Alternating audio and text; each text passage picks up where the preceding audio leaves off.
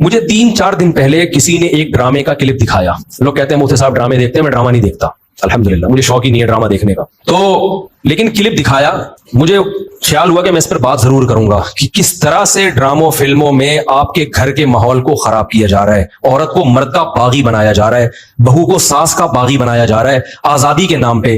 तो मैं ये बात इसलिए रिकॉर्ड करवा रहा हूं, इन लड़कियों से कहता हूं खुदा की कसम ये ड्रामे फिल्में तुम्हें आजादी नहीं दिला रहे, तुम्हें बर्बाद कर रहे हैं। ये वो ड्रामे का क्लिप ये दिखाया, अब पूरी बात तो मुझे मालूम नहीं। शौहर अपनी बीवी से कहता है कि मेरी मां से माफी मांग लो।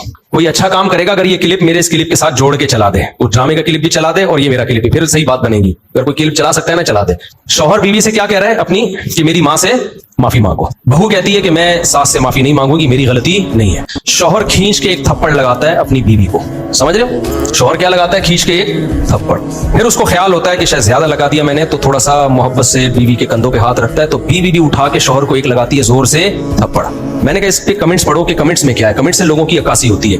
99% पॉजिटिव कमेंट्स थे कि बीवी ने बिल्कुल ठीक किया है। बीवी ने क्या किया है, बोलो, ठीक किया है। मैं खवातीन से कहता हूं आप करो ऐसा, शौहर थप्पड़ लगाए ना, आप भी लगाओ थप्पड़, बिल्कुल आपका राइट है। उसके बाद ला इलाहा इल्लल्लाह मुहम्मदुर रसूलुल्लाह, मैं हल्फिया बोलता हूं, शौहर से मोहब्बत की उम्मीद मत रखो, वो तुम्हें सेक्स का एक आला समझ के यूज करेगा। खुदा की कसम, एक इंस्ट्रूमेंट जो बाजारों से मिलते हैं ना, इसके अलावा तुम्हारा अपने शौहर से 2 टके का रिश्ता नहीं होगा। यहां हो सकता है अगला ड्रामा ये लोग इस पे बना लें या बना भी लिया हो कि ना हो, हमें शौहर की जरूरत नहीं है। मैं नहीं कह रहा कि शौहर ने थप्पड़ मार के अच्छा काम किया। ड्रामा अगर खानदान को जोड़ना सिखाता ना, तो कैसे बनाता ड्रामा वो मैं अभी बताऊंगा आपको। तो मुझसे पूछ के बनाता ना, तो मैं बताता इस तरह से बनाओ ड्रामा, उस तरह से मुआशरे की इस्लाह होगी। ये जो आपने रिप्लाई दिखा दिया ना कि शौहर ने थप्पड़ मारा और उठा के बीवी ने भी थप्पड़, तो जिन्होंने मुझे कहा ना, मैंने कहा उनके ये बोलो कि लंदन में बाप भी बच्चों पे हाथ नहीं उठा सकता, समझ रहे हो ना? मां भी बच्चों पे हाथ नहीं उठा सकती। लंदन की मिसालें देनी है तो फिर पूरी मिसालें दिया करो। लंदन में ये नहीं हो सकता कि शौहर बीवी का खर्चा उठाए। लंदन में शौहर बीवी का खर्चा नहीं उठाता। लंदन में शौहर बीवियों से बच्चे पैदा नहीं करते। लंदन में मर्द बीवी से शादी करता है 55 साल की उम्र में। 25 साल के लौंडे उन अंग्रेज औरतों को नहीं मिलते।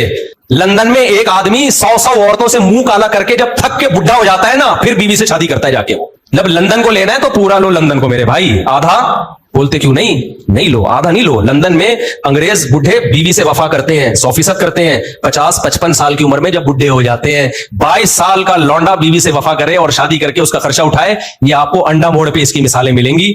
इसकी मिसालें आपको लंदन में नहीं मिलेंगी, समझ रहे हो? हम गरीबों क्या मिसाल, मेरे भांजों ने शादी की 20 साल, 22 साल, तो 3-3, 4-4 साल से वफा कर रहे हैं, किसी औरत से उनका रिलेशन नहीं है। ये लंदन में मिसालें नहीं मिलेंगी। मिलेंगी 55 साल के बुढ़ों की मिलेंगी, जब किसी काम के रहे नहीं तो बीवी से, वो कहते हैं बीवी से गोरा वफा करता है। हजरत आप लंदन से आए ना, सही कह रहा हूं गलत कह रहा हूं? तो ये लंदन वंदन की ड्रामा फिल्में बहुत दिखा रहे हैं, लंदन में औरत पे हाथ नहीं उठा सकते। अमेरिका में कोई हाथ उठा के देखे तो ओ भाई नहीं उठा सकते, लेकिन वहां मां बच्चे को भी चमाट मार के तो देखे। मेरे पास लंदन से औरतों के फोन आए, चीख रही है फोनों पे, कह रहे मैंने, मां कह रही है जिस बेटी को मैंने पाला, जवान किया, एक एक रातों को उसके लिए जागी, मोबाइल उसके हाथ से छीनने के लिए थप्पड़ मारा और उसने मुझे जेल भिजवा दिया। तो लंदन पूरा फॉलो करो, समझ रहे हो? कई औरतों से कहता हूं अगर तुम्हारी भी औलादें होंगी तो वो क्या कि जिस अब ये ड्रामे में जो दिखा रहे हैं ना, बीवी में भी उठा के क्या लगा दिया, शौहर को चमाट। तो नीचे 99% कमेंट्स जो है पॉजिटिव कि बेहतरीन काम किया, ऐसे मर्द का यही इलाज होना चाहिए। सास को बहू पे कोई हक नहीं है, वो क्यों माफी मांगे? मुझे लगा कि इस कदर जहरीली ये तहरीक चल रही है ना घरों को तबाह करने में, घरों को बिगाड़ने में, कि किसी मौलवी के 4-4 घंटों के बयान, दरसे कुरान एक तरफ, और ये एक छोटा सा क्लिप घरों में आग लगाने के लिए एक तरफ। अगर उस ड्रामे वालों में थोड़ी सी गैरत होती ना, घर जोड़ना चाहते तो क्या दिखाते? वो शौहर बीवी से कह रहा है मेरी मां से माफी मांगो, तो ड्रामे वाला दिखाता कि बहू की गलती नहीं है, लेकिन ये सोच के उसने माफी मांग ली कि इसका मकाम अल्लाह ने मुझसे बड़ा बनाया। हमने तो अपने बुजुर्गों से ये सीखा है, कोई बात नहीं यार, मेरे शौहर की क्या है, ये बोलो ना, मां है, नहीं भी है मांग लो, छोटे बन जाओ। हाँ, सास बार बार टॉर्चर कर रही है, जहर उगल रही है, वो एक अलग बात है। उसका हल तो फिर ये कि अलग रहो, फिर भी चमाटा नहीं है, थप्पड़ फिर भी नहीं बनता। इसको हल ये कि भाई अलग, शरीयत भी यही कहती है अगर सास बहुत ज्यादा जहनी तौर पे टॉर्चर कर रही है तो भाई कहां रहो, फिर शौहर को हुक्म है कि बीवी को अलग लेके रखे। नॉर्मली हर घर में ऊंच नीच होती है, तो अगर सास ने कुछ गलती कर ली है तो छोटों को चाहिए कि वो क्या कर ले, भाई गलती नहीं भी है तो मान ले। मुझे याद है हमारे उस्ताद ने एक दफा मुझसे कहा, ये चीजें मदरसों में भी सिखाई जाती हैं, पहले हमारे घरों में भी सिखाई जाती थी, अब खत्म होती जा रही है सोसाइटी में। अब औलादों को, छोटों को बागी बनाया जा रहा है बड़ों के मुकाबले में। मुझे याद है मेरे उस्ताद ने एक दफा मुझे कहा, मैं शागिर्द था, मुझे उन्होंने कहा कि चाय बना के ले आओ, दूध की चाय ना। मैं दूध की चाय बना के ले आया। वो मेरी तरबियत करना चाह रहे थे। उन्होंने कहा मैंने तो आपसे ग्रीन टी का बोला था, आपने ग्रीन टी का नहीं, आपने दूध की चाय का बोला था। कह रहे हैं यार दूध की चाय कैसे, मैं तो ग्रीन टी का टाइम है ये। वो मुझसे खेल रहे थे, तरबियत करना चाह रहे थे। मैंने कहा नहीं जी, अब मैं बहस में लगा हुआ हूं। मैंने कहा नहीं भाई आपने ग्रीन टी का बोला था। कह रहे हैं यार मैंने कहा आपने दूध की चाय का बोला। कह रहे यार मैं ग्रीन टी किस वक्त पीता हूं, मैं बहस पे बहस, बहस पे बहस, बहस पे बहस, मैं नहीं माना। तो वो फिर हंसने लगे ना। मैं बाहर आया तो फिर उन्होंने दूसरे शागिर्द से बोला इसको जाके समझाओ कि मुझे पता है मैंने दूध की चाय ही का बोला है, मैं आपकी तरबियत करना चाह रहा हूं। अगर मैं एक बात पे अड़ गया हूं, मैं आपका उस्ताद हूं, मैं आपसे उम्र में 20 साल बड़ा हूं, तो आप बोलो सॉरी। क्या बोलो? सॉरी। चले मुझसे सुनने में गलती हुई होगी, मैं ग्रीन टी बना के ले आता हूं। क्या ख्याल है कितना टाइम लगेगा इसमें यार? इस गलती पे कोई आपको फांसी के फंदे पे थोड़ी लटका रहे हैं, ये कोई आपके खिलाफ फतवा थोड़ी लिख के दे रहे हैं कि इस कमबख्त को मैंने ग्रीन टी का बोला और ये दूध की चाय बना के ले आया, लिहाजा ये दायरे इस्लाम से खारिज है, इसको मदरसे से निकालो, इसको थप्पड़ मारो, इसको उल्टा लटका के चित्रौल लगाओ, इस बदतमीज है। भाई कुछ भी नहीं हो रहा ना। एक बहस करने के बजाय बहस खत्म करने का तरीका ये है कि आप बोल दो सॉरी, मुझसे सुनने में क्या हुई होगी, गलती हुई होगी, खत्म, किस्सा खत्म। भाई आप छोटे बन जाओ और बड़े को क्या बना लो बड़ा। मुझे इससे इतनी इबरत हुई ना, मैंने कहा यार मेरी गलती है। ये वो ड्रामा था जो सोसाइटी में इस्लाह पैदा करने के लिए था। ये भी ड्रामा ही रचाया ना उन्होंने। उसका असर क्या हुआ? एक दफा मेरे टीचर से गलती हुई है तो हमारे हजरत ने इंक्वायरी करना शुरू कर दी कि गलती किसकी है, शागिर्द की गलती है या टीचर की। अल्लाह की कसम मैंने वो अपने ऊपर डाल दी, क्योंकि मेरे जहन में ये वाकया था कि बड़े की गलती किस पे डाल दो। ऐसा नहीं कि कोई बहुत ही कोई फौज काम किया और आप बोलो मैंने किया। ऐसा नहीं हो कि उसने चोरी की है और आप बोलो आप अपना हाथ कटवा के बैठे हो। छोटी मोटी चीजें जो ऊंच नीच होती रहती हैं। अब वो मिस्टेक उनकी थी। अब मुझे पता था कि अगर मैंने उन पे डाल दी तो बहुत सख्त नाराज होंगे, तो मैं अपने ऊपर डाल दूं। हम छोटे हैं भाई, बच्चों से ऐसी गलतियां हो जाती हैं। तो हमारे हजरत मुफ्ती रशीद अहमद साहब ने सख्ती से पूछा ये आपकी गलती है उनकी गलती? मैंने कहा हजरत मेरी गलती है। हजरत ने मुझे डांट लगाई, मुझे थोड़ी देर खड़ा किया सजा में, फिर फरमाया एक टांग पे खड़े हो जाओ। थोड़ी देर एक टांग पे खड़ा किया, फिर बिठा दिया। 2-3 दिन तक तंबीह करते रहे, आपने ये क्यों किया, आपको ये गलती नहीं करनी चाहिए थी। मैंने कहा आइंदा एहतियात करूंगा। 2-3 दिन के बाद खत्म। गलतियों को भी ज्यादा नहीं खींचना चाहिए ना, हो गई खत्म करो, मिट्टी डालो यार, खत्म। उसके बाद हमारे उन्हीं उस्ताद को ना जिन्होंने मुझे दूध की चाय का बोला था, उन्होंने फिर अलग से इंक्वायरी की। फिर पता चला गलती मेरी नहीं थी, किसकी थी?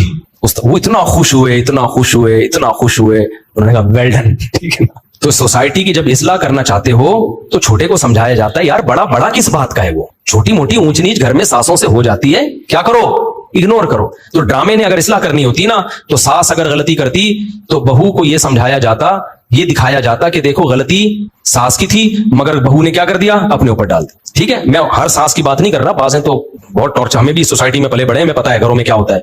तो अगर ज्यादा मसला हो रहा है तो फिर अलग रखो, फिर बीवी को माँ के साथ रखना जायज नहीं है। अगर वो बात सासें पागल कर देती हैं बहुओं को, ताने दे दे के ऐसा मारती है ना, ऐसे तानों से मारती है, हाथ से नहीं मारती। हाथ से मारे ना तो नजर आ रहा होता है। ताने, औरतों के ताने ऐसे होते हैं कि तुम्हारी सोच जहां खत्म होती है ना, वहां से उनके ताने शुरू होते हैं। वो मैं और आप सोच भी नहीं सकते।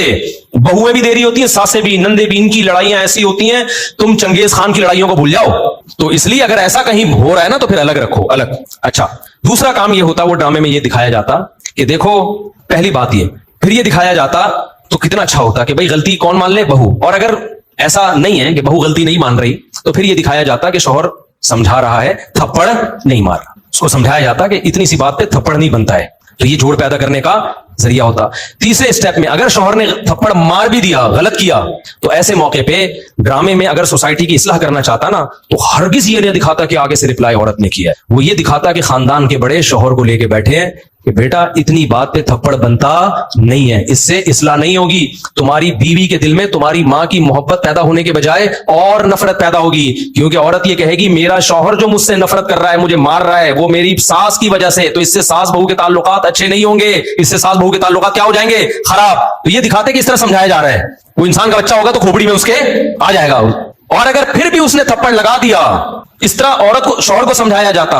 और औरत को क्या समझाया जाता कि औरत मर्द पे कभी भी हाथ नहीं उठाती। उसने किया, गलत किया, हम खानदान के बड़े उसको समझाएंगे, बिठाएंगे कि ऐसा दोबारा मत करना। बेटा तुम्हारा हक नहीं बनता कि तुम शौहर पे हाथ उठाओ, वो सरबरा है। कभी देखा कि किसी ने सरबरा पे हाथ उठाया हो? उसकी क्या हैसियत रहेगी 2 टके की? सिवाय तलाकों के कुछ भी हासिल नहीं होगा। और जब तलाक हो गई, ये औरत जाएगी ना, तो आप क्या समझते हो, उसको बहुत अच्छा आदमी मिल जाएगा जो आइंदा कभी हाथ नहीं उठाएगा इसके ऊपर। ये तो पसंद की शादी थी जिसमें ये हो गया। तो जब सवाब की नीयत से शादी होगी, खाली सिर्फ तलाक याफ्ता से कर रहा है, सिर्फ सवाब की नीयत से, उसका क्या हाल होगा? तो सिवाय घरों को तोड़ने के, बर्बाद करने के कुछ भी हासिल नहीं हो रहा। मर्द कभी भी बर्दाश्त नहीं करता कि औरत उसके ऊपर हाथ उठाए, उससे उसके दिल में 2 टके की हैसियत नहीं रहती, वो फिर जान छुड़ाएगा। बोलेगा एक इंस्ट्रूमेंट के तौर पे इस्तेमाल करो, जिम्मेदारी ना उठाओ इसकी, और हो रहा है। इसका नुकसान एंड में औरत ही को होना है। तभी जो खानदानी लोग जो बेटियों का घर बसाते हैं ना, वो अपनी बेटियों को हमेशा समझाते हैं, बेटा शौहर की ऊंच नीच को तुमने घर बसाने के लिए बर्दाश्त करना है। अपना बता रहे होते हैं कि हमने बर्दाश्त किया तो आज हम लाइफ को एंजॉय कर रहे हैं। ये बातें जो मैं आपसे कर रहा हूं ना, सिर्फ जबानी नहीं कर रहा, अपने बच्चों के लिए भी हमने यही लॉ बनाया हुआ है। हम भी बेटियों वाले हैं, दामादों वाले हैं, हमने भी यही लॉ बनाया हुआ है कि थोड़ी ऊंच नीच हो कोई बात नहीं, आपने क्या करना है, आपकी जिंदगी अपने ससुराल से वाबस्ता है। शौहर कभी गुस्से में होता है, कभी नॉर्मल मूड में होता है, घर बसाने के लिए ऊंच नीच को बर्दाश्त करना पड़ता है। ये चीजें दादियां नानियां सिखाया करती थी, और आज मीडिया ने वो सारी सदियों की तहजीब की ऐसी की तैसी कर दी। ये चंद क्लिप छोटे छोटे चल रहे होते हैं, ऐसी आग लगा रहे होते हैं सोसाइटी में, इनको पता नहीं कि इनके अपने घर तो बसे नहीं होते, इनकी अपनी जिंदगी क्या होती है। इनको ना शौहर की मोहब्बत मिलती है, इनको ना बाप की मोहब्त मिलती है, बापों से बदतमीजियां इतनी की हुई होती है कि बाप भी इनको अपनी बेटियां नहीं समझ रहा होता। ये सिर्फ मीडिया पे आके होते हैं, बाप बेटी में इतना अच्छा रिलेशन, कैमरा हटते ही वो रिलेशन गया तेल लेने, ठीक है ना, कैमरे के बाद कोई रिलेशन नहीं। अबे क्या रिलेशन होगा, पार्क में 2 बजे बैठी हुई है, बाप फोन करके पूछ नहीं सकता कि यहां क्या कर रही हो 2 बजे, तो ये क्या रिलेशन है। तो ये सब ऐसी की तैसी कर दी है सोसाइटी की। तो ऐसे ड्रामों से आप कभी भी मुतासिर ना हो, और घरों में पाबंदियां लगाओ, अपनी बेटियों को मत दिखाओ, ये बेटियां कल तुम्हारे गिरबान में हाथ डालेंगी। आपको याद है एक बोल फिल्म आई थी, उसमें एक गरीब बाप दिखाया जिसकी इतनी सारी बेटियां हैं, खाने को रोटी नहीं है, तो बेटी गुस्से में बाप को क्या कहती है, जब खिला नहीं सकते थे तो पैदा क्यों किया है। क्या सिखा रहे हो यार तुम बेटियों को यार।